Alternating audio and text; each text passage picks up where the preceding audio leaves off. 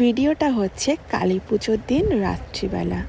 তো এখানে দেখতেই পাচ্ছ, তো প্রত্যেক বছর এখানে সোনাই পুজো দেয়, মানে এটা সোনাইদের বাড়ির সামনে পুজোটা হয় কালী মায়ের।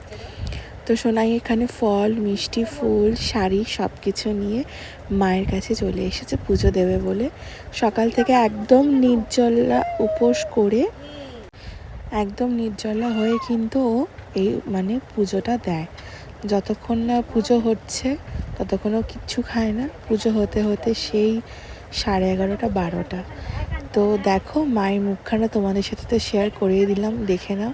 মায়ের মুখটা প্রচণ্ড মায়া মায়া।